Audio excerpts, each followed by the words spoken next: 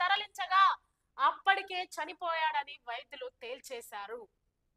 పథకం ప్రకారమే శ్రవణ్ ని హత్య చేశారని అతని పెదనాన్న కాకాని వెంకటేశ్వరరావు ఆరోపిస్తున్నారు. గతంలోనే శ్రవణ్ హత్య చేస్తామని ప్రసాద్ బెదిరించాడంట. ఆ అమ్మాయి తరచూ కాలేజీ వద్దకు వెళ్లి నన్ను పెళ్లి చేసుకో అంటూ ఆ అమ్మాయి అడిగిందని కూడా ఇక్కడ ఆరోపణలు వినిపిస్తున్నాయి. మా ఇంటికి వచ్చి మాట్లాడు, నన్ను పెళ్లి చేసుకో అని శ్రవణ్ ని బతిమలాడిందంట. ఆ బతిమలాడేదని వెంకటేశ్వరరావును తెలియజేశారు. అంటే శ్రవణ్ వల్ల పెదనాన్న. శ్రీజ కుటుంబ సభ్యులు శ్రవణ్ ను హతమార్చారంటూ అమీన్పూర్ పోలీసులకు ఫిర్యాదు చేశారు. ప్రేమ వ్యవహారంలో తలెత్తిన వివాదంతోనే యువకుడి హత్య జరిగిందని పోలీసులు తెలిపారు. తల, పక్కటెముకలు, కాళ్లపై తీవ్రమైన గాయాలు కావడంతోనే శ్రవణ్ మృతి చెందినట్లు తెలుస్తోంది. ప్రసాద్ విజయవాడలో రైల్వే ఉద్యోగి అని, ఆయన సిరితో సహజీవనం చేస్తున్నారని పోలీసులు వర్గాలు తెలిపాయి.